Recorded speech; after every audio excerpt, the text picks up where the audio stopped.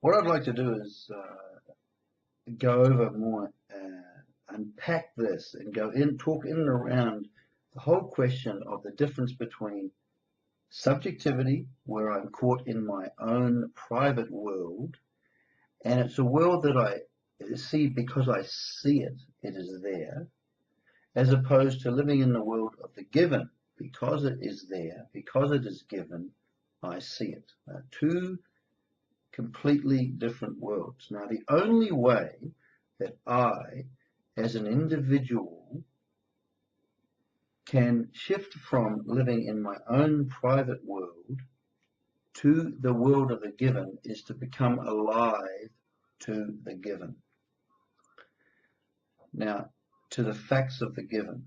Now, that coming alive to the facts of the given is what brings me into relation to the whole. If I cease to be alive to the facts of the given, I am caught in a subjective world. Now,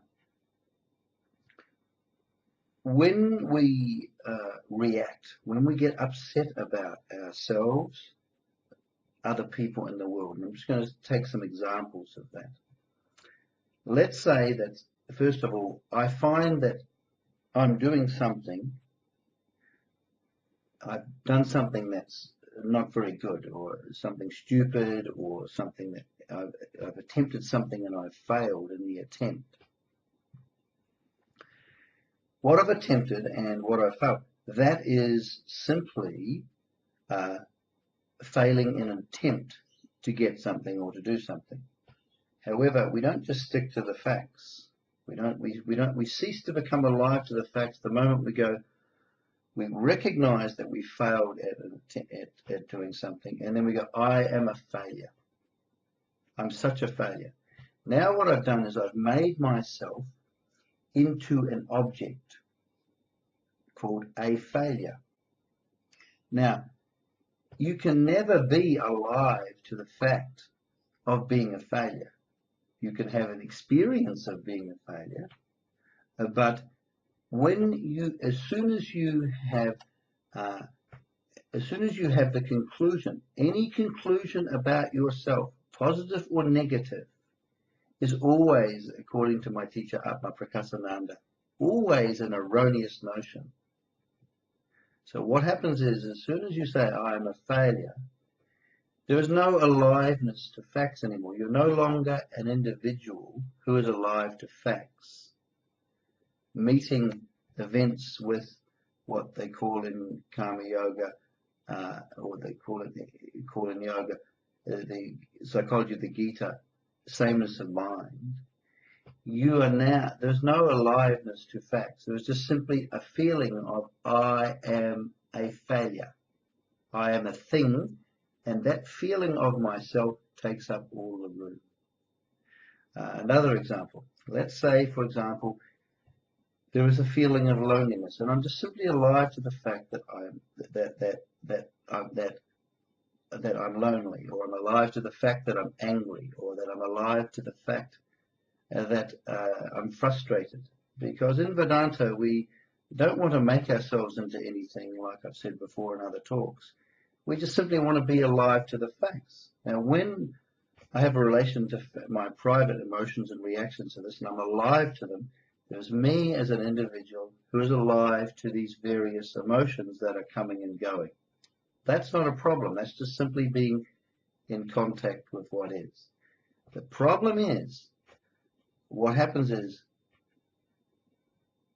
a feeling of loneliness comes into being, and then I suddenly cease to be alive to the fact of loneliness, and it's as though I become the loneliness. I am lonely. Suddenly I've made myself into a thing called loneliness. So myself and loneliness become one and the same. But what's very interesting here is I've become subjective. Because I see it, it is there.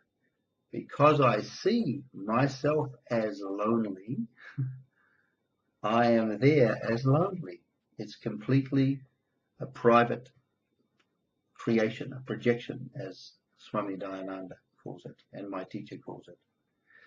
Okay, so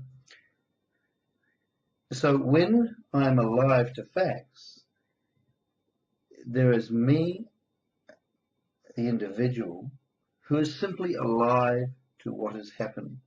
So as soon as I cease to be alive to facts, I'm caught up in a private world of my own making, and with all the misery that's associated with that.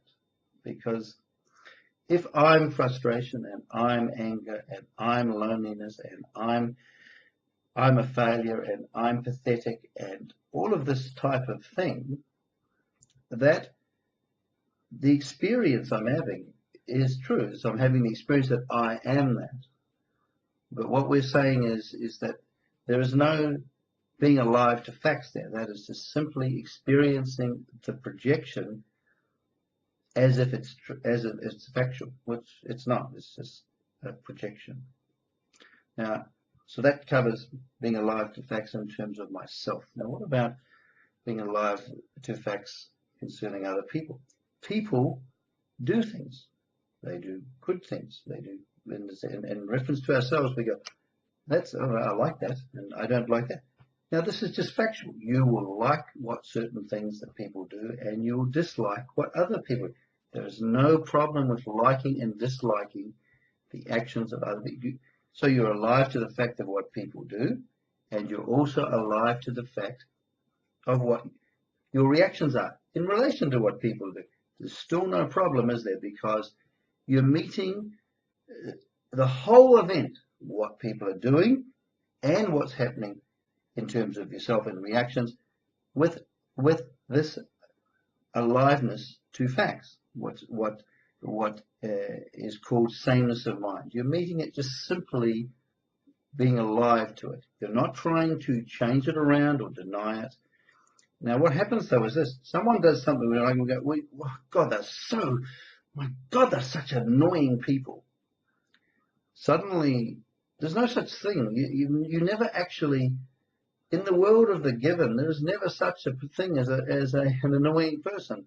There is a person who does things that you don't like, who does certain actions, but an annoying person doesn't exist. A bad person doesn't exist.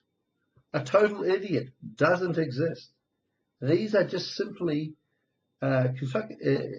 mental constructions, because as soon as I move away from being alive to the facts and get lost in the projection, all that's happening is there's just simply the experience of an idiot. There's no aliveness to facts anymore. There is just undergoing an experience of an idiot or a fool or something like that. So being alive to facts means being aware of what is happening only. It means meeting things with what they call in the Bhagavad Gita sameness of mind, which is not some mystical, magical, spiritual, it's not being present and all of this spiritual jazz that people talk about. It's just simply being alive to facts. Being alive to facts, and that is every fact, everything that is going on.